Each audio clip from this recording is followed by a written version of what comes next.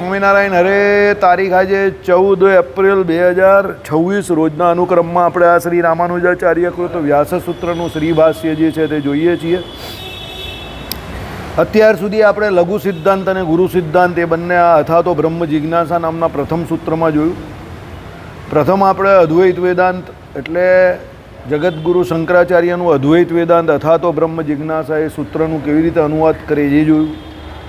ત્યારબાદ આપણે રામાનુજાચાર્ય કેવી રીતે એનું ખંડન કરે જે જોયું. હવે અત્યારે આપણે સિદ્ધાંત સાર અત્રે ખરી વાતનો સાર આ પ્રમાણે છે. એટલે હવે આમાં જે આખું આ અથવા તો બ્રહ્મ જિજ્ઞાસા જે છે એનો સાર આમાં આવશે વિશિષ્ટાદ્વૈત વેદાંત પ્રમાણે. એટલે આમ તમે ટેકનિકલી જોવા જાઓ તો અથવા તો બ્રહ્મ જિજ્ઞાસા સૂત્રનો જે ખરો અર્થ છે તે હવે આવશે. બરાબર. ચાલો. અચિત વસ્તુ ભોગ્ય છે, ચિત વસ્તુ ભોગતા છે. જગતમાં જેટલી અચિત વસ્તુ જે દેખાય જ તમને આ માયા જે છે એ બધું ભોગ્ય છે. માયા કોઈ દિવસ પોતે પોતાનો ભોગ કરી શકતી નથી, કારણ કે એને એનું હું પણ નથી.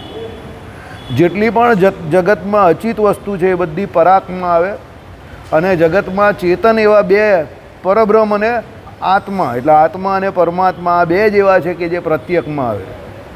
જે પ્રત્યક્ષ જે છે તે એમ કહે કે પરાગ જે છે એનો શું કરે છે? ભોગ કરે છે. અક્ષરધામમાં પણ જે નિત્ય વિભૂતિ જે છે તે પરમાત્માના ભોગ માટે છે, મુક્તોના ભોગ માટે છે. કારણ કે નિત્ય વિભૂતિ જે છે તે પણ પ્રત્યક્ષમાં નથી આવતી પણ પરાગમાં આવે છે. હવે જ્યાં અક્ષરધામ એટલે અક્ષરધામ પોતે જો પરાગમાં આવતું હોય તો પછી એ અક્ષરધામ જે કોઈ છે તે કોઈ ગોપાળાનંદ સ્વામી કે ગુણાતીતાનંદ સ્વામી એવા પ્રત્યક્ષનો અવતાર હોઈ શકે નહીં. એટલે વિશિષ્ટાદ્વૈત વેદાંત પ્રમાણે અક્ષરધામ જે છે તે કોઈનો અવતાર નથી. એ તો સાકાર અને નિરાકાર એટલે સગુણ અને નિર્ગુણ પણ એ અક્ષર બ્રહ્મનું જે પ્રતિપાદન કરેલું હોય તો એના માટે શાસ્ત્રોમાં એવી રીતે લેવાનો જ કે એનો યથોચિત એટલે જે રીતે પ્રસંગ હોય એ પ્રમાણે એનો યથોચિત અર્થ લેવાનો છે. જ્યારે એનું નિર્ગુણપણે પ્રતિપાદન કરેલું હોય ત્યારે એ ભગવાનના ભક્તોને એટલે મુક્તોને રહેવાના સ્થાન તરીકે કેવું માનવું, અને જ્યારે એનો સગુણપણે ઉલ્લેખ કરેલો હોય અક્ષર બ્રહ્મનો તો ત્યાં બેઠેલા મુક્તો જે છે એને લેવાનું. અને ઘણી વખત એ અક્ષરધામ જે આખું એમ કહે કે કેવું છે તો સાકાર રૂપે જે છે જેમાં બધા મુક્તો રહી છે તે એટલે એ સાકાર રૂપે છે તો ઘણી વખત એને પણ સગુણપણે કહ્યું છે. તો એ રીતે પ્રસંગોપાત જે પ્રમાણે તમને એ વાક્ય રચના હોય અને જે વાતનો પ્રસંગ ચાલતો હોય એ પ્રમાણે એ અક્ષર બ્રહ્મ શબ્દનો કે ચિદાકાશ શબ્દનો અર્થ લેવાનો છે. ચિદાકાશમાં તો આકાશ શબ્દ આવી જ જાય છે. એટલે ચિત એટલે કેવું? ચેતન જેવું. તો આકાશ કેવો હોય? તો આકાશ તો પોતે કેવો હોય? તો નિરાકાર જ હોય. એટલે એ ચિદાકાશની વાત જ્યારે પણ કરેલી હોય ત્યારે નિર્ગુણ એવા ભગવાનના ધામની વાત કરેલી છે. નિર્ગુણ એટલે કેવું? તો માયાના ગુણે રહિત નિરાકાર. નિરાકાર એટલે કેવું? તો ભાઈ એ કોઈ પણ પ્રકારના આકારે રહિત કેમ કહ્યું? કારણ કે એ સર્વવ્યાપક છે અને સર્વનો આધાર છે. એટલે એ ચિદાકાશની વાત ત્યારે કરેલી હોય. ચાલો. એટલે અહીંયા શું કહ્યું? અચિત વસ્તુ ભોગ્ય છે, ચિત વસ્તુ ભોગતા છે અને પરબ્રહ્મ એમનો નિયંતા છે. એ રીતે તેઓના સ્વરૂપનો કેટલીક શ્રુતિઓએ ભેદ પાડી બતાવ્યો છે. ભાઈ અચિત વસ્તુ જેટલી પણ આવે છે આ દુનિયામાં બધી ભોગ્ય છે. ચિત વસ્તુ જે છે તે એનું ભોગતા છે. અને ભગવાન જે છે એટલે જીવ અને માયા આ બંનેની પહેલાં માયાની વાત કરી, અચિત વસ્તુમાં ચિતમાં જીવની વાત કરી. પરબ્રહ્મ ભગવાન જે છે તે બંનેનું નિયમન કરે છે એ પ્રમાણે વાત કરી. એ રીતે તેઓના સ્વરૂપનો કેટલીક શ્રુતિઓએ ભેદ પાડી બતાવ્યો છે. હવે શ્રુતિઓ દ્વારા એના સ્વરૂપની વાત આવશે અલગ અલગ કે ભાઈ માયા જે છે એનું સ્વરૂપ કેવું છે, જીવનું સ્વરૂપ કેવું છે અને પરબ્રહ્મ પરમાત્માનું સ્વરૂપ કેવું છે. એકાદ બે શ્રુતિ આપણે સંસ્કૃતમાં વાંચીએ નહીં તો પછી નીચે ગુજરાતી તો લખેલું જ છે. અસ્માનમાયી સૃજતે વિશ્વમેતત્તશ્ચાન્યો માયયા સન્નિરુદ માયામ તુ પ્રકૃતિમ વિદ્યાન્માયિન તુ મહેશ્વરમ ક્ષરમ પ્રદાનમ અમૃતાક્ષરમ હર ક્ષરાત્મના દિશતે દેવ એક સકારણમ કરણાદીપાદીપો ન ચાસ્ય કશ્ચિજ્જનિતા ન ચ દીપ પ્રદાન ક્ષેત્રપતિ ગુણે પતિર્ગુણેશ પતિમ વિશ્વસ્યાત્મેશ્વરમ શાશ્વતમ શિવમચ્યુતમ. બીજી ઘણી બધી છે, પણ હવે આ બધાનું નીચે ગુજરાતી લખેલું છે. આ બધી શ્રુતિઓ છે, બરાબર. શ્રુતિઓ વેદોમાં જે આવે તેને કહેવાય, ઉપનિષદોમાં જે આવે એને પણ શ્રુતિઓ જ કહેવાય. નીચેથી એનું ગુજરાતી હવે લખેલું જ આપણે શરૂઆત કરીએ. એમાંથી માઈ ઈશ્વર આ વિશ્વ સર્જે છે. ભગવાનને અહીંયા માઈ એટલે માયાના નિયંતા. એ ભગવાન શું કરે છે? જગતનું સર્જન કરે છે, વિશ્વ સર્જે છે. અને એમાં એટલે વિશ્વમાં બીજો જીવ માયા વડે પુરાઈ રહેલો છે. ભગવાનની માયાને આપણા માટે શું થઈ ગયું? ભવાઈ થઈ ગઈ. કારણ કે જીવ જે છે તે પેલી માયાની અંદર કેદી તરીકે પુરાયેલો છે, અને ભગવાન અંદર કેદી એટલે કેદીને સજા આપનારો અંદર કોણ હોય? પેલો જેલર. એ જેલરની જેમ શું કરે છે? તમને બધાને અંતર્યામીપણે રહીને તમારા કર્મનું ફળ આપે છે. એટલે શું કહ્યું કે ભાઈ ભગવાને જે વિશ્વ સર્જ્યું એમાં પેલો બીજો જીવ જે છે એ પણ ચેતન જ છે, પણ એ માયા વડે શું થઈ ગયો છે? પુરાઈ ગયેલો છે. માયાને પ્રકૃતિ જાણવી, અને માઈ એટલે માયાવાન, માયાના અધિપતિને મહાન ઈશ્વર સમજવો. માયા કોણ છે? પ્રકૃતિ છે. અને માઈ કોણ છે? પેલા મહાન ઈશ્વર પ્રભુ, એને સમજવાના. ક્ષર એટલે વિનાશી, તે પ્રધાન, અને અમૃત એટલે અક્ષર એટલે અવિનાશી, તે હર. બરાબર. ક્ષર એટલે જેનો નાશ થયા કરે છે, રોજ રોજ જેમાં ફેરફાર થયા કરે છે, તે કોણ છે? પ્રધાન એટલે માયા, એટલે એને પ્રકૃતિ કહી. અમૃત એટલે અક્ષર અવિનાશી, તે હર. બરાબર. આ ક્ષર અને આત્મા ઉપર એક દેવ રાજ્ય કરે છે. એટલે આ માયા અને આ આત્મા છે એની ઉપર એક દેવ એટલે ભગવાન જે છે તે શું કરે છે? રાજ્ય કરે છે. એટલે ભગવાન આપણા રાજા છે. અમૃત અક્ષર તે હર છે, એમાં ભોગતા.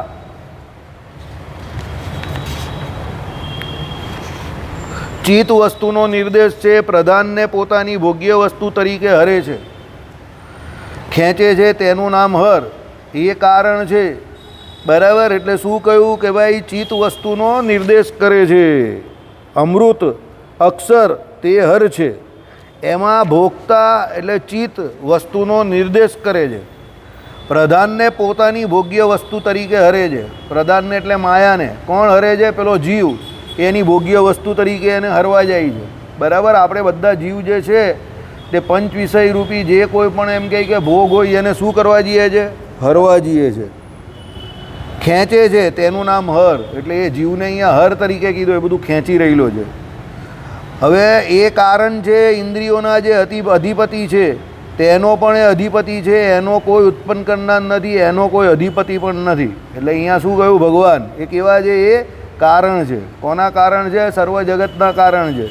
ઇન્દ્રિયોના જે અધિપતિ છે, તો આપણા ઇન્દ્રિયોના અધિપતિ કોણ છે? દેવતાઓ છે. બરાબર. આંખ દાખલા તરીકે આંખના અધિપતિ કોણ છે? સૂર્યદેવ છે. કાનના અધિપતિ કોણ છે? દિક્પાલ છે. મનના અધિપતિ કોણ છે? ચંદ્ર છે. બરાબર. હાથના કોણ છે? ઇન્દ્ર છે. એ પ્રમાણે પગના કોણ છે? ઉપેન્દ્ર છે. એ પ્રમાણે બધા આપણા જે ઇન્દ્રિયો 10 ઇન્દ્રિયો અને 4 અંતઃકરણ એના અધિપતિઓ દેવતાઓ છે. અને એ સમસ્ત દેવતાઓના પણ ઈશ્વર કોણ છે? તો ભગવાન. એટલે ભગવાનને સર્વેશ્વરેશ્વર, ઈશ્વરેશ્વર એટલે સર્વ ઈશ્વરોના પણ ઈશ્વર તરીકે શ્રુતિઓમાં નિરૂપ્યા છે. ગંધમ પુષ્પમ સમર્પયામી, આપકી જેબ મેં જીતને ઇતને મુझे દે દો. પેલો જ આવી છે, પેલો વિચાર કરે તો હું લપેટામાં આવી ગયો. ચાલો. એનો કોઈ પણ ઉત્પન્ન કરનાર નથી. એટલે ભગવાનનો એ કોઈ ઉત્પન્ન કરનાર નથી. ધણીનો ધણી કોણ? તો કોઈ નહીં. એનો કોઈ અધિપતિ પણ નથી. એ ભગવાનનો કોઈ અધિપતિ નથી, કારણ કે એ આખા જગતના અધિપતિ છે. પ્રધાન અને ક્ષેત્રજ્ઞનો પતિ. પ્રધાન કોણ? માયા. ક્ષેત્રજ્ઞ કોણ? અંદર રહેલો જીવ. એના પતિ કોણ? ભગવાન. ગુણોનો નિયંતા. બધા ગુણ કયા છે? સત્વ રજ અને તમ. એના નિયમન કરનારા કોણ છે? ભગવાન. જેને જેને જેવા જેવા જીવે કર્મ કર્યા હોય એ પ્રમાણે ભગવાન એને સાત્વિક, રાજસ અને તામસ કર્મ પ્રમાણે સત્વ રજ અને તમે 3 ગુણને પ્રેરે છે. એ ભગવાન જ પ્રેરે. સત્વગુણ વર્તે તો એને જ્ઞાન ઉત્પાદન કરવાની, તપ કરવાની પ્રીતિ થાય. રજોગુણ પ્રેરે એટલે એને કામ્યક કર્મ કરવાની પ્રીતિ થાય. દુનિયા ગઈ તેલ પીવા, પણ આપણે આપણા કામ્યક કર્મ કરીને ફળ ભોગવી લેવાના. રજોગુણનું કાર્ય છે. અને તમો ગુણ એટલે શું છે? તામસી કર્મ કરવાની ઈચ્છા થાય, ક્રોધ આવે, નિદ્રા આવે, મારામારી કરે, ગુસ્સો આવે, તોડી નાખવું, ફોડી નાખવું, હિંસક કર્મ કરવાની ઈચ્છા થાય. આ બધા તમો ગુણના કાર્ય છે. ગાળાગાળી, મારામારી, ન ખાવાનું ખાય, ન પીવાનું પીવે, બરાબર. માયામાં અનૃત એટલે આ બધી જે કોઈ બધી ભગવાનની માયા જે છે ને બધી, એને વિશે એને પ્રીતિ થાય. આ બધા તમો ગુણના કાર્ય છે. તો એ સત્વ, રજ અને તમ એ 3 પ્રકારના ગુણ જે જીવને વર્તે છે એના પૂર્વના સાત્વિક, રાજસ અને તામસી કર્મ જેવા કરેલા જે પ્રમાણે વર્તે છે. એટલે ભગવાને કહ્યું એ પ્રમાણે શિક્ષાપત્રી પ્રમાણે વર્તવું જોઈએ. આજે હરિપ્રકાશ શાસ્ત્રી કહેતા હતા ને, શું શિક્ષાપત્રી દરેક પ્રશ્નનો જવાબ છે, એટલે શિક્ષાપત્રી પર પ્રશ્ન ન પૂછવો. શિક્ષાપત્રી આપણું બંધારણ છે, દરેક પ્રશ્નનો જવાબ છે, એટલે એની ઉપર પ્રશ્ન નહીં પૂછો. એ જવાબ છે તો એ જવાબનું અનુકરણ કરો, બરાબર. ચાલો, જો રાજેન્દ્ર કુમાર આવી ગયા, ગુલાબી કલરનો શર્ટ પહેરને ઈડે આવતો હતો ને. ચાલો, એટલે શું છે કે ભાઈ વિશ્વનો પતિ, આ મનીષને હસવું હોય, આત્માનો નિયંતા એવો નિત્ય મંગળ અવિકારી, એને શું કહ્યા? વિશ્વના પતિ. વિશ્વનો પતિ એટલે આખા જગતના પતિ કોણ છે? ભગવાન છે. પછી શું કહ્યું? આત્માનો નિયંતા એટલે આપણો શરીરમાં જે રહેલો આત્મા, એના નિયંતા કોણ? ભગવાન છે. એવો નિત્ય મંગળ, એ ભગવાન કેવા છે? નિત્ય છે, મંગળ છે. મંગળ ભવન અમંગળ હારી, અવિકારી. એ ભગવાન માયાના સત્વ, રજ અને તમ એ 3 ગુણથી વિકારને પામતા નથી. એટલે ભગવાન કેવા છે? અવિકારી છે. જ્ઞ અને અજ્ઞ એવા 2 ઉત્પત્તિ રહિત ઈશ અને અનીશ, ઈશ નહીં તે છે, બરાબર. એક જ્ઞ અને બીજો અજ્ઞ. જ્ઞ એટલે કોણ? બોલો અશોકભાઈ, જ્ઞ એટલે કોણ અને અજ્ઞ એટલે કોણ? Very good. ચાલો, જ્ઞ અને અજ્ઞ એવા 2 ઉત્પત્તિ રહિત ઈશ અને અનીશ, ઈશ નહીં તે છે, બરાબર. જ્ઞ એટલે ઈશ અને અજ્ઞ એટલે અનીશ. એટલે જ્ઞ એટલે પરમાત્મા અને અજ્ઞ એટલે જીવાત્મા, બરાબર. મજા આવી ગઈ ને? હજુ તો બહુ મજા આવશે. ચાલો, એટલે શું કહ્યું કે ભાઈ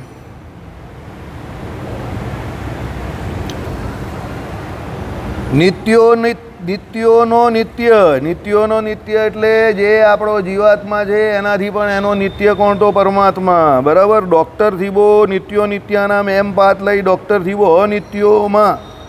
અનિત્યોનો નિત્યો, નિત્ય એવો અર્થ કરે છે. એટલે ભાઈ શું છે? આપણો જીવ જે છે તે પણ નિત્ય છે અને પરમાત્મા પણ નિત્ય છે. પણ આપણા જીવને અનિત્ય કેમ કહ્યો અહીંયા? કારણ કે માયાના શરીરને જે પકડીને રહેલો છે એ શરીર કેવું છે? અનિત્ય છે. હવે શરીરનો પાત થઈ જાય એટલે આત્મા થોડો દેખાય છે. આત્મા કાં ગયો તો થોડી ખબર પડે છે, સમજો. એટલે એની અંદર રહેલા પરમાત્મા કેવા છે? નિત્ય કયા. એટલે શું કહ્યું અહીંયા સાંભળો? નિત્યોનો નિત્ય એટલે આપણા આત્માનો આત્મા, પરમાત્મા એમ. કારણ કે જીવાત્મા આમ નિત્ય છે પાછો, પણ શરીર છોડે એટલે દેખાતો નથી કે કાગ્યો. સમજ પડી? એટલે કહેવાનું તાત્પર્ય શું છે? એ ક્યાં ગયો તે એના કર્મને આધારે અંદર બેઠેલા પરમાત્મા નક્કી કરે. એટલે એ નિત્યોનો નિત્ય. એટલે શું કહ્યું કે આત્મા જે છે તે નિત્યો છે. એટલે નિત્યો નિત્યાનામ એટલે એકચ્યુઅલી નિત્યો અનિત્યાનામ એવું શબ્દ લખેલો છે. એટલે એ પરમાત્મા નિત્ય અને અનિત્યાનામ પેલા જીવાત્માને કેમ કહ્યો? આમ તો નિત્ય છે, અજર અમર અછે દબે જ છે, મરતો નથી, પણ શરીરને હિસાબે આવાગમન થયા કરે છે એનું. ચાલો, એટલે શું કહ્યું? નિત્યોનો નિત્ય. એટલે આપણે એવો જ અર્થ લેવાનો, નિત્યોનો નિત્ય. પેલો જે નિત્યો અનિત્યાનામ અર્થ લખેલો છે ડૉક્ટર થીબોએ લખેલો છે, એ પશ્ચિમના શું છે? બહુ મોટા વિચારક છે, બરાબર. એટલે આપણે એ અર્થ નહીં ગ્રહણ કરવાનો. આપણે તો શું છે? નિત્યોનો નિત્ય એટલે આત્મા નિત્ય અને એની અંદર રહેલા પરમાત્મા નિત્ય. ચેતનોનો ચેતન, બરાબર. આપણે ચેતન બધા છે જીવાત્મા, એનો ચેતન કોણ? ભગવાન. એક હોય અનેકના કોડ પૂરા પાડે છે. ભગવાન એક જ છે પણ બધાના કોડ પૂરા પાડે છે. અશોકભાઈ જેવાના નહીં પાડતા, તે ભગવાનનું લોહી લોહી પી જાય છે, બરાબર. ભગવાનને કે ભાઈ મારું પૂરું કરો, મારું પૂરું કરો, મારું પૂરું કરો. ભગવાન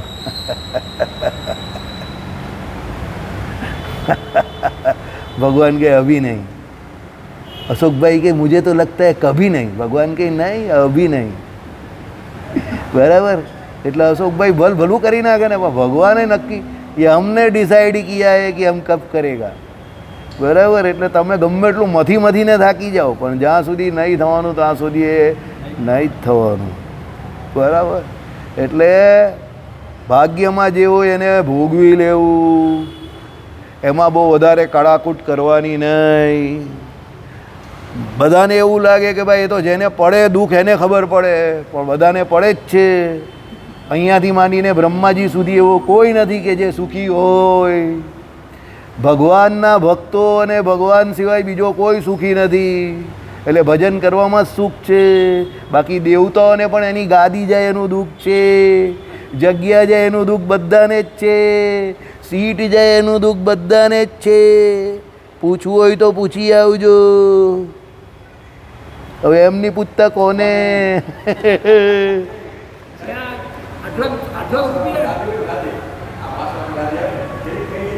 હા બસ એવું જ દુઃખ છે।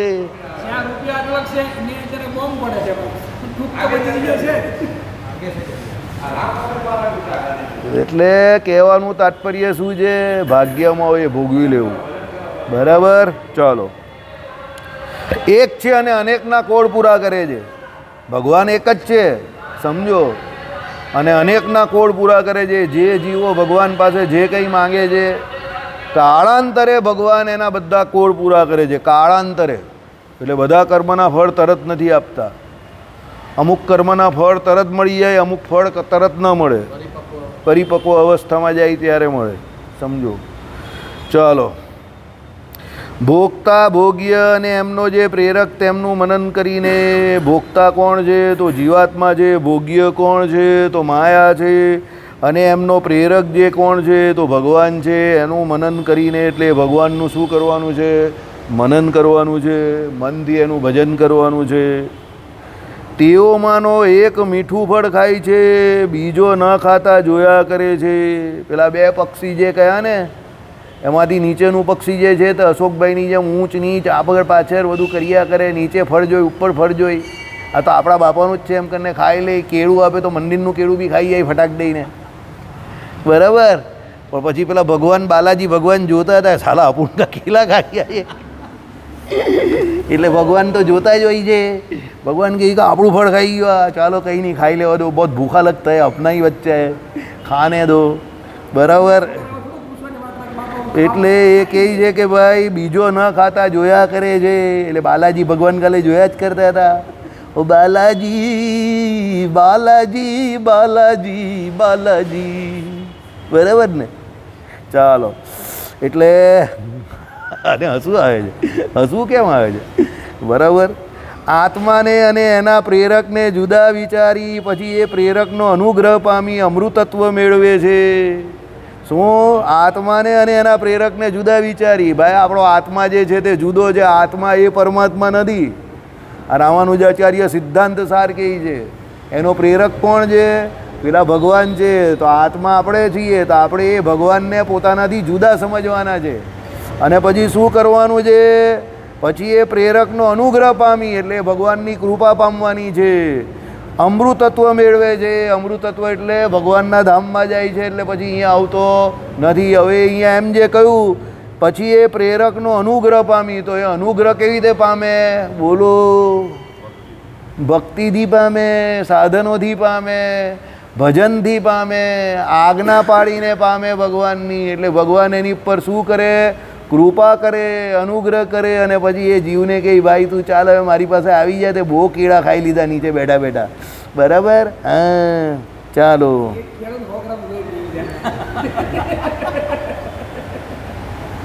બરાબર,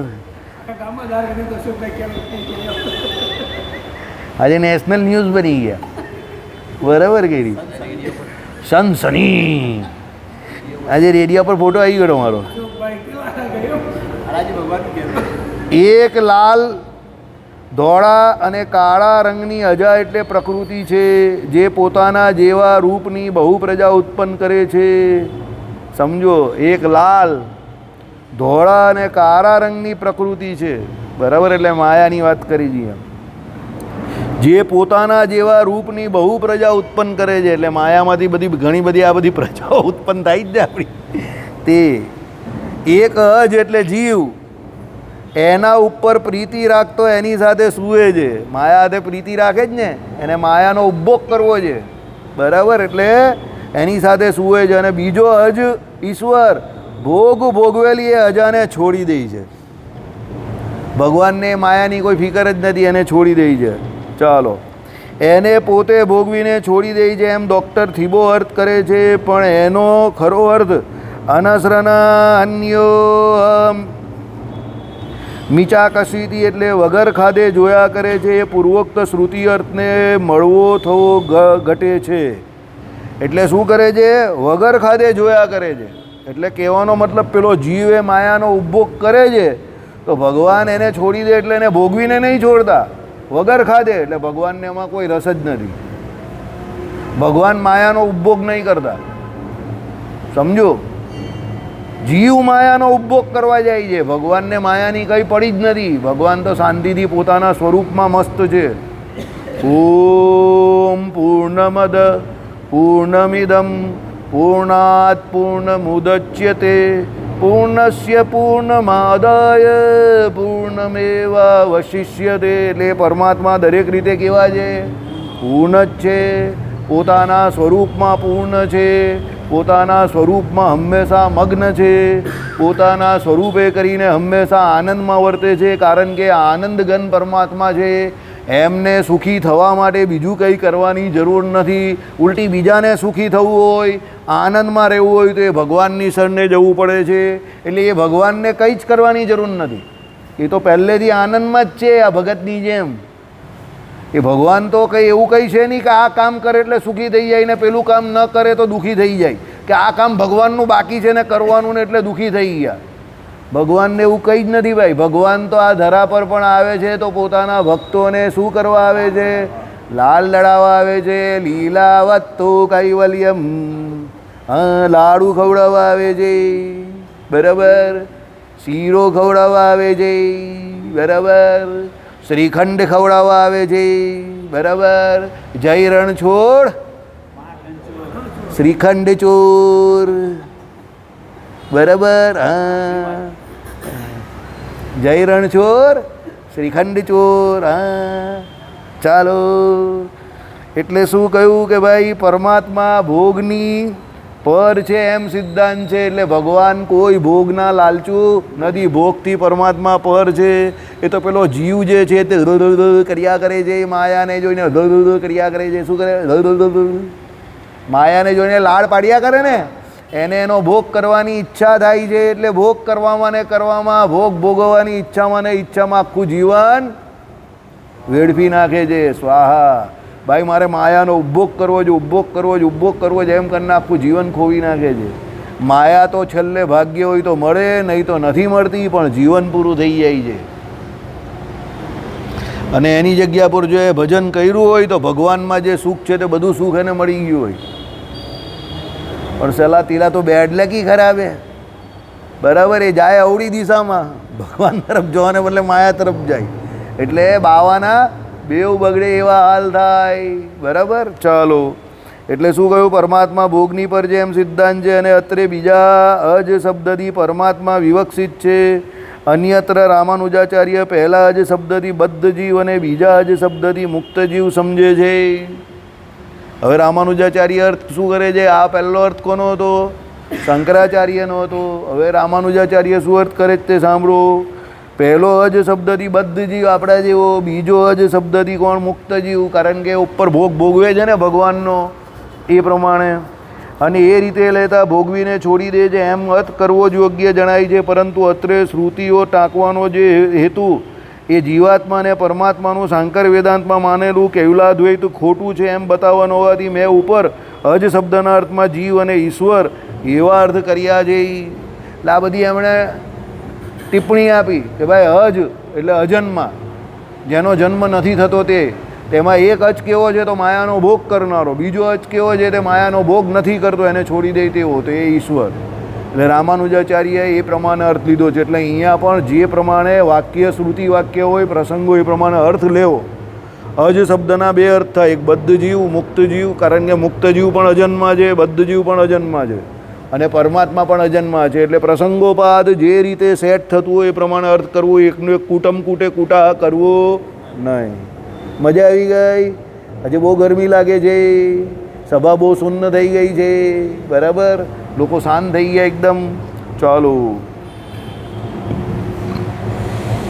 એ જ વૃક્ષ ઉપર વિવસ્થાથી એટલે સંસારમાં ડૂબેલો અને મોહ પામેલો પુરુષ શોક કરે છે. સંસારમાં ડૂબેલો પુરુષ શું કરે છે અશોકભાઈ? શોક કરે છે. એટલે જે શોક કરે સંસારમાં શું કરેલો છે? ડૂબેલો છે. હા, બરાબર, સમજો. જે શોક કરે અશોક આ નવો અર્થ શોધી નાખ્યો, બરાબર? એટલે બહુ શોક કરવાનો નહીં તો તમે શું થઈ જાઓ? અશોક થઈ જાઓ, બરાબર? હા,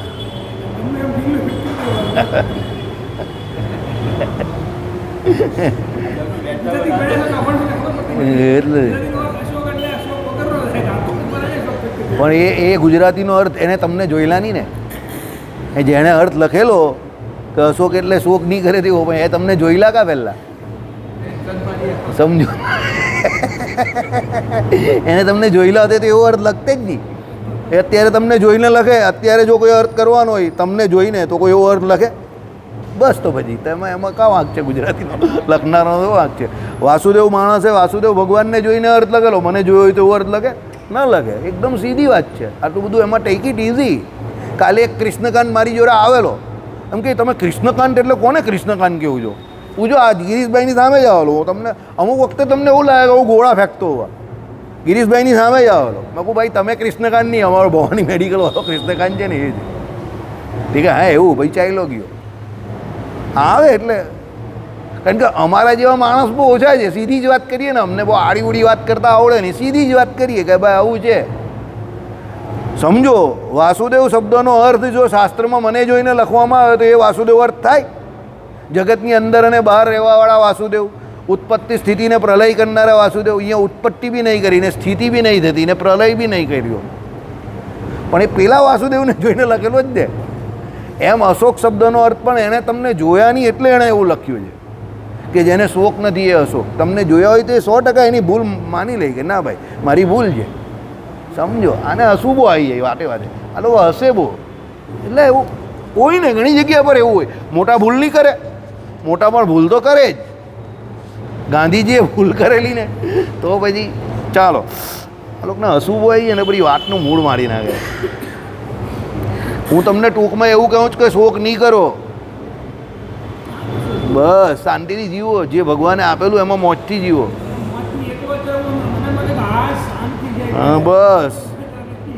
એટલે એ જ વૃક્ષ કેવું છે? વિવસ્થાથી સંસારમાં ડૂબેલો અને મોહ પૂરેલો પામેલો પુરુષ શોક કરે છે. જ્યારે આનંદથી ભરેલા અને સ્વતંત્ર એવા બીજા ઈશ્વરને તથા એના ઈશ્વરના મહિમાને જુએ છે ત્યારે એનો શોક નાશ પામે છે. ભગવાનને જુએ છે અને ભગવાનના મહિમાને વિચારે એટલે એનો શોક ચાલ્યો જાય બધો. હવે તમે જો અશોક ને વાસુદેવ એ શોકમાં હોય તો મને જ ફોન કરે છે ને એનો શોક પછી ચાલ્યો જ જાય છે. પણ એ મને વાત કરે છે એમાં હું નહીં બોલતો પાછો. એ અંદર રહેલા વાસુદેવ કહે છે. કારણ કે આ વાસુદેવ તો દુઃખી જ છે પાછો, એને એની તકલીફ છે. સમજો, પણ અંદર રહેલો વાસુદેવ કોઈ દિવસ દુઃખી હોતો નથી. એ બધા શોકનો જવાબ છે એની પાસે, बराबर. ये शू कही है कि भाई दुनिया में तुम कितना भी बारूद बना दो लेकिन अगर मुझे दुनिया की रक्षा करनी है तो मैं करूँगा. એટલે ભગવાન તો કરવાના જ તો કરે જ છે. બાકી અત્યારે કેટલો બધો બારૂદ આખી દુનિયામાં છૂટી રહેલો છે, અહીંયા સુધી ગરમી લાગે છે, પણ બચેલું જ ને ભારત. એટલે ભગવાનની ઈચ્છા છે આનંદ ઘન એવા પરમાત્માની શરણે જીવ જાય તો એનો શોક દૂર થઈ જાય. બરાબર. ચાલો, આ સિદ્ધાંત સાર શરૂ થઈ ગયો આપણો. રામાનુજાચાર્યએ જે અર્થ કરવાનો છે અથવા તો બ્રહ્મ જિજ્ઞાસા, એનો અર્થ આ રીતે લેવાનો છે કે એ જીવ જે છે એને આ પ્રમાણે માનવાનું છે કે આનંદ ઘન એવા પરમાત્મા જે છે એની શરણાગતિ સ્વીકારવાથી જ મને શું થશે? મારો શોક દૂર થશે અને આનંદની પ્રાપ્તિ થશે. એટલે એ બ્રહ્મને જાણવાથી, એ બ્રહ્મના અનંત કલ્યાણકારી ગુણો જાણવાથી મારો આ શોક જે છે તે દૂર થશે. એટલા માટે અથાતો બ્રહ્મ જિજ્ઞાસા, એટલે એને બ્રહ્મને જાણવાની જિજ્ઞાસા એટલે થયેલી છે. એને જગતમાંથી હવે અરુચિ થઈ ગઈ છે, એને એના માટે જગતમાં કંઈ પ્રાપ્ત કરવા જેવું છે જ નહીં. જગતમાં કંઈ પ્રાપ્ત કરવા જેવું છે તારી દ્રષ્ટિએ ભાઈ? તને એવું કંઈ લાગે છે કે જગતમાં કંઈ પ્રાપ્ત કરવા જેવું છે? આટલી આ સભામાં તારા જેટલો બ્રહ્મજ્ઞાની કોઈ નથી, એટલું હું માનું છું. પ્રેક્ટિકલી બ્રહ્મજ્ઞાની, ચોપડાવાળા બ્રહ્મજ્ઞાની બધા બહુ છે. પ્રેક્ટિકલી બ્રહ્મજ્ઞાની જો આ સભામાં મને કોઈ કહે તો હું નંબર 1 તને જ આપું છું. સમજજે, બરાબર? તો તને એવું લાગે છે કે ભગવાન સિવાય બીજું કોઈ મેળવવામાં મજા છે, કે આ દુનિયામાં કંઈ બીજું પ્રાપ્ત કરવા જેવું છે? તને એવું લાગે છે? તારી ઉંમર કેટલી છે મોટા ભાઈ? 40ની ઉંમર છે ને. 40ની ઉંમરમાં તારો અનુભવ એવું તને કંઈ લાગે છે કે ભગવાન સિવાય બીજું કંઈ મેળવવા જેવું છે? નથી. જો સમજી ગયા? હવે આને અથા તો બ્રહ્મ જિજ્ઞાસા થઈ ગઈ કે બીજે જવા તો શું પડશે? ગોદા જ પડવાના છે. સમજી ગયા? એટલે હવે એ ગોદાથી બચવું હોય તો ભગવાનને જ પકડવા પડશે. જિંદગી તુજે જીને નહીં દેગી ઓર મેં તુજે મરને નહીં દૂંગા. એટલે જિંદગી એટલે માયા છે. એ માયા એટલી જલ્દી છૂટતી નથી. અને ભગવાન શું કહે છે? હું તને મરવા નહીં દઈશ. તારા જીવને જ્યાં સુધી આ શરીરમાં રહેવાનું હું તને મરવા નહીં દઈશ. એટલે મારી પાસે જ આવવું પડશે. અથવા તો બ્રહ્મ જિજ્ઞાસા બહુ સરસ સૂત્ર છે, યાદ રાખજો.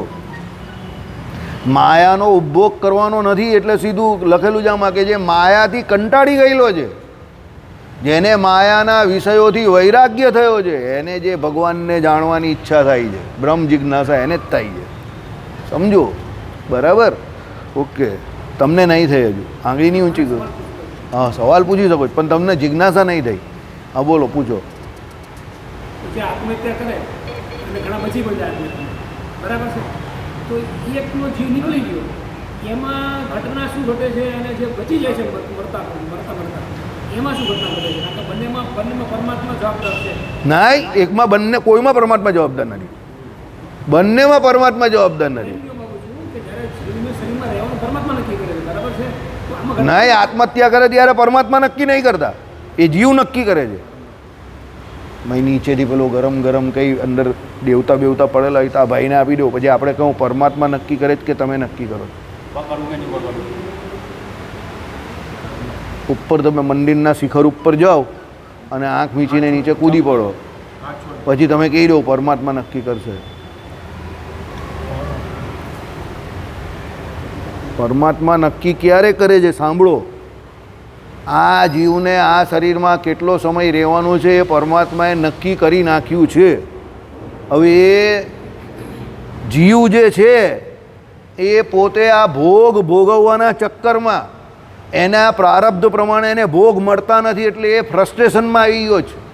સમજો?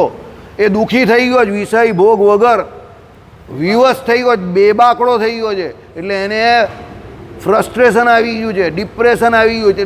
એટલે આ શરીરનો એ ત્યાગ કરવાનું વિચારે છે, કારણ કે એને પ્રકૃતિ, એને ભોગ જોઈએ છે. સમજો? એને ભોગ મળતા નથી, એટલે એ અકળાયેલો છે કે આ ઇન્દ્રિયો અંતઃકરણે કરીને મને ભોગ નહીં મળતા, એટલે એ એવું વિચારે છે કે આ શરીર છોડી દેવું છે. એટલે શરીર છોડવાનો નિર્ણય એ જીવ લઈ છે, પરમાત્મા નહીં લેતા ત્યારે. હવે એમાં એ બરાબર લઈ ના શકે, સમજો? એટલે પછી તડપે તો તડપ જે છે એની તે પછી પરમાત્મા ફળ આપે, એને દુઃખી કરે બરાબર, એને જોરદાર, અને મરે તો બી દુઃખી જ થાય, કારણ કે પરમાત્માની ઈચ્છાથી નહીં મર્યો, એ એની ઈચ્છાથી એણે શરીર છોડ્યું છે. એટલે તો જે આત્મહત્યા કરે છે એને કોઈ પણ કાર જ ફળતું નથી, એટલે તો એને મનુષ્ય જન્મ મળતો નથી. એટલે તો એની આના પછીની ગતિ જે છે, શરીર છોડે પછીની ગતિ એકદમ દુષ્કર ને એકદમ ખરાબ થઈ જાય છે, કારણ કે એણે ભગવાનનો નિર્ણય હાથમાં લીધો.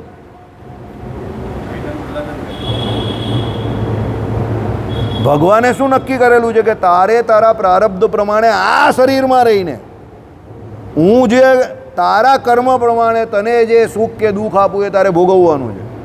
હવે પહેલાંથી દુઃખ ભોગવાયું નહીં, એટલે એ શરીર છોડવાના ચક્કરમાં છે, તો ભગવાનનો નિયમ એણે હાથમાં લઈ લીધો. બરાબર? This is contempt of the god. ગોપાલે કહ્યું એ પ્રમાણે કન્ટેમ ઓફ ધી કોર્ટ આવે ને એમ કન્ટેમ ઓફ ધી ગોડ થઈ ગયો આ. એટલે ભગવાન કહે તું મારો કાયદો હાથમાં લઈ જાય. એટલે પછી એ જ્યારે શરીર છોડે છે ને પછી એની હાલત બહુ ખરાબ થાય છે. પછી શરીરમાં આવવાનો પૂરો પ્રયત્ન કરે છે, પછી આવી નહીં શકતો, પછી બહુ કલ્પાન કરે છે. પણ પેલા યમદૂતો એને આવવા નહીં દેતા અહીંયા કે હવે તે શરીર છોડી દીધું, હવે કંઈ નહીં થાય. સમજી ગયા? એટલે એના પછીની ગતિ એની બહુ ખરાબ થઈ જાય છે. બીજું, એને મહામૂલો મનુષ્ય દેહ પોતાની જાતે કરીને નાશ કરી નાખ્યો. એટલે એને મનુષ્ય જન્મ નહીં મળતો. તો બહુ કષ્ટને પામે છે, ભારી કષ્ટ ઉઠાવે છે. એટલે હું તમને શું કહું તો તમે લોકો મારી વાત હજુ નહીં સમજી શકતા.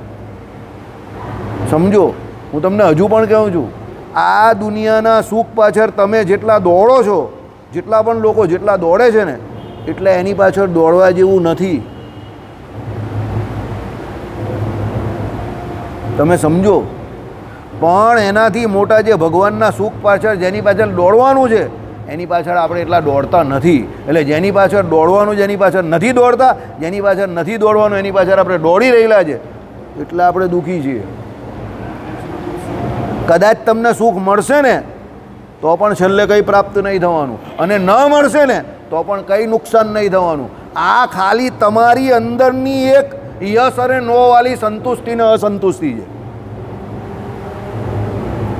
તમે 2x2ના રૂમમાં રહો કે પછી રિસોર્ટમાં રહો, માનવાનું સુખ કે દુઃખ તમારે પોતે જ છે. જો તમે 2x2ની રૂમમાં પણ સુખી હશો તો તમે સુખી જ છો, અને રિસોર્ટમાં પણ જો તમે દુઃખી હશો તો તમે જ દુઃખી છો. એટલે સુખ ને દુઃખનું કારણ તમે પોતે જ છો. પેલી આજુબાજુની કોઈ પરિસ્થિતિ કે પેલો રૂમ કે પેલો રિસોર્ટ એ નથી. તમે કેવું માનો છો એની પર તમારા સુખ ને દુઃખનું કારણ છે. તમે એવું માની લેવું કે ભાઈ મારે કોર્ટમાં આ સમય પર જવાનું જ છે, મારા આ કેસ ચાલે છે, આ ફાઇલ છે, મારે વકીલને મળવા જવાનું છે, મારે પોલીસ સ્ટેશનમાં જવાનું છે, તો એ મારો જોબ છે. તમે એમ માનીને ચાલ્યા જાઓ તો તમને દુઃખ નહીં થાય.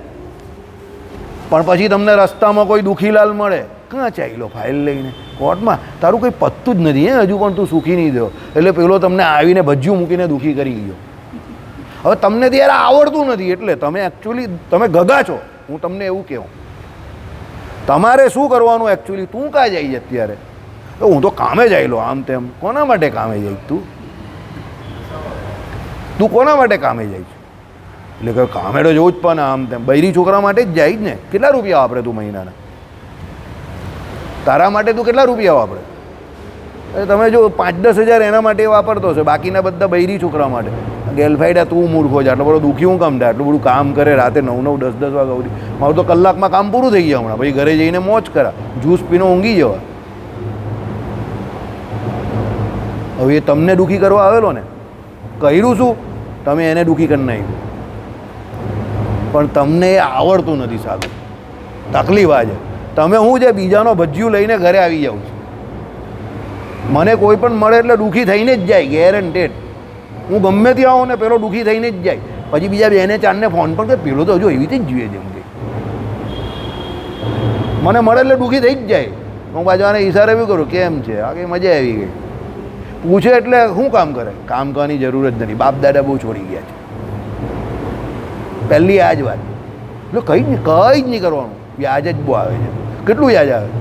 1, 2, 8, 10,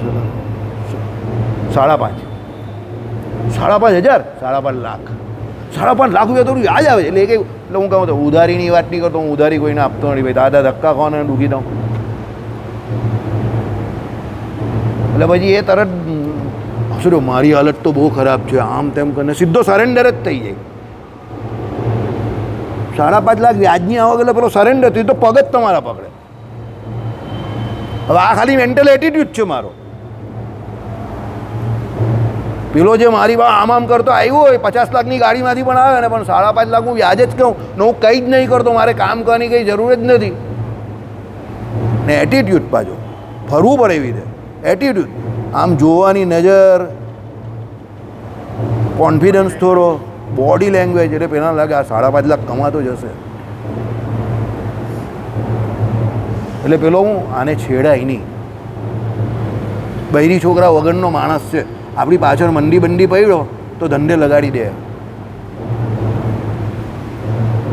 સમજી ગયા? એ આવેલો કેવી રીતે? આપણે દુઃખી કરવા. પણ જાય ને ને તમને એ દેખાય બાજુ આવેલો હોય આમ ને જશે ને તો આમ એવો ધીમો ધીમો થઈને જશે અને અમે બંને ઈજા કેમ છે. પછી બીજી વખત તમને જોશે ને તો આમ કરતો આવે આપણે કે ઓ કેમ છે બોલો આપણે જઈએ આમ ના બરોબર બધું બરોબર બધું બરોબર દૂરથી જ ચાલ્યો છે સીધો આવે જ નહીં ને તમારી પાસે.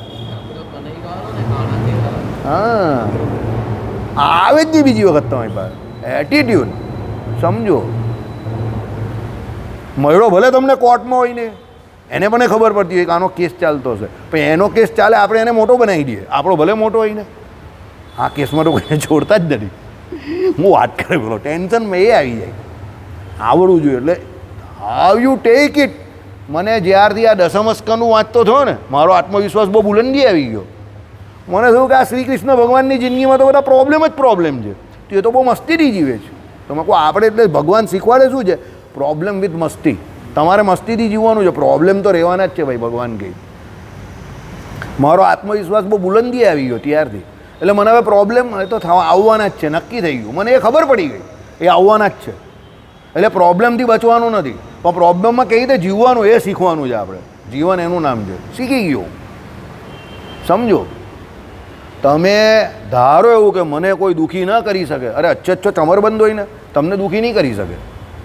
આ તો તમે લોકો યાર કોઈ બે શબ્દો બોલો મને આવું કહ્યું જો નહીં એમ કે મને કોઈ કંઈ માનતું જ નથી ને મારા ઘરમાં જવા નહીં મારી કોઈ વેલ્યુ જ નહીં મળે એમ કે ભાઈ કમાતો નથી એટલે એમ કે રસ આપે તો બધાને આટલો આટલો આપે મારી આવક ઘડી મને આટલો જ આપે તો બધા જાય પછી તું બીજો મારી લે એ ગાંડા તને કોણ રોકે છે મને આટલો જ આપે તો એમ થોડું એને કોણ આપણે તો લઈ જ લેવાનો ગાંડા નહીં પછી પેલા લોકો જાય પછી આપણે શું રસ ખાઈ લો અંદર થોડું દૂધ નાખી દેવાનું પછી એ લોકો દૂધવાળો પીએ તમને આવડે કાથી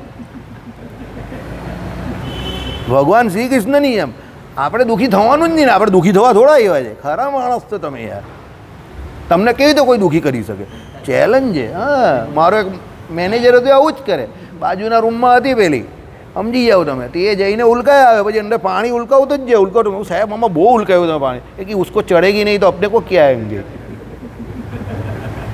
उसको नहीं चढ़ेगी वो मोंगी હતી तो अपने को मज़ा आ रहा है एम કે मैं वो मज़ा कर दूँ કે तुमको तो चलती नहीं है तो क्या करूँ એમ કે એ વારે વારે બાજુના રૂમમાં જ જ્યાં કરે હું સમજી ગયો કે આ બાજુના રૂમમાં કંઈ કાળું છે સમજી ગયા હા તો એ ઉલકાવતો જાય ને નાખતો જાય ઉલકાવતો જાય નાખતો જાય બરાબર એટલે મેં તમને શું કહ્યું એવા લોકો જોડે રહીને આપણે કંઈ શીખવું પડે એવી રીતે કરે તો આપણે રસમાં એવું કરી દેવાનું માંગવાનું જ નહીં ને આપણે પેલો કંઈક નથી જોઈતો મારો તો ઉપવાસ છે આજે પછી એ જાય પછી આખો બાટલો આપણો જ છે ને કાં જવાનો આખો દિવસ કંઈ ફ્રીજની બાજુમાં થોડો બેસવાનો છે સમજો પણ એ રીત એ એટીટ્યૂડ આવડવો જોઈએ ને તમને કોઈની જોડે બાજવાની પણ જરૂર નથી ને એવું સાબિત કરવાની પણ જરૂર નથી કે હું બહુ હોશિયાર કે બહુ સ્માર્ટ આપણે આપણું કામ કરતાં આવડવું જોઈએ બસ શ્રી કૃષ્ણ ભગવાન એ શીખવાડી ગયા આપણે આપણું કામ કરતાં આવડવું જોઈએ આપણે દુઃખી નહીં થવાય થઈએ જાઓ લખીને આપું ચાલો હરિઓમ હરી મજા આવી ગઈ ઓકે 1 મિનિટ છે આપણી પાસે હવે આજથી બોર્ડ તમારે લખવાનું જ કે તમારે લખવાનું જ એમાંથી એક તમે બંને નક્કી કરી લેજો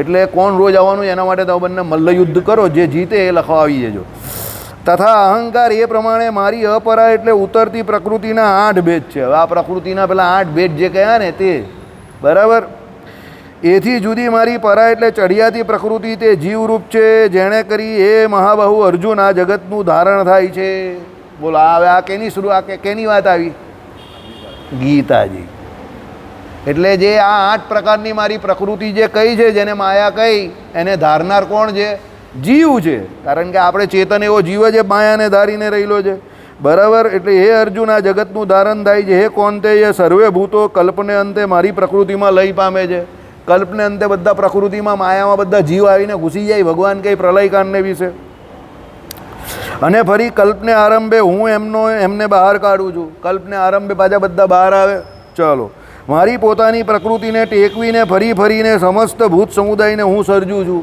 એટલે પ્રકૃતિને મધ્યમાં રાખીને બધાને સર્જે છે એટલે અથવા અષ્ટદા પરિણામ પમાડીને રામાનુજ ગીતા ભાષ્ય એટલે શું છે ફરી ફરીને સમસ્ત ભૂત સમુદાયને હું સર્જું છું એટલે કેવું છે જે જીવ આવે છે એ જ જીવ જાય છે જે જાય છે એ જ આવે છે બધા બાકીના જે ભગવાનનું ભજન કરે એ મુક્ત થઈ જાય. બરાબર. જે સમુદાય પ્રકૃતિને વશ હોય પોતે અવશ એટલે પરાધીન છે. હું અધ્યક્ષ હોય પ્રકૃતિ સચરાચર જગતને જન્મ આપે છે અને આ કારણ થકી એ કોંતે એ જગતમાં પરિવર્તન થયા કરે છે. એટલે આ જીવ જે છે તે બધા કેવા છે, પ્રકૃતિનો ભોગ કરવા જાય તે આવ્યા જયા કરે અને ભગવાન એને આવન જાવનમાં મદદરૂપ થાય કે તારે અહીંયા રહેવું જ તો અહીંયા રહે, મારી પાસે આવું જ મારી પાસે આવી જાય, ચોઈસ તારી રહેશે. બરાબર. ચાલો. પ્રકૃતિ અને પુરુષ બંનેને અનાદિ જાણ. એટલે આ પ્રકૃતિ અને પુરુષ બંને કેવા છે? અનાદિ છે. વિશિષ્ટાદ્વૈત વેદાંત. બરાબર. મોટું બ્રહ્મ એટલે અચેતન પ્રકૃતિ, એ મારી યોની છે, એમાં હું ગર્ભ એટલે ચેતન પુંજ મૂકું છું, એમાંથી એ ભારત સર્વે ભૂતોની ઉત્પત્તિ થાય છે. એટલે પેલું મોટું એટલે શું? અચેતન એટલે કઈ? માયા જે છે એમાં એમ કહે કે બીજરૂપી એટલે પેલા જીવ મૂકું છું, બધાને ભગવાને બહાર કાઢે છે. બરાબર. અને પછી પાછા અંદર મોકલી આપે છે. ચાલો. જગતની યોજના કાલે હવે સમજશું. શ્રીપતિમ શ્રીધરમ સર્વદેવેશ્વરમ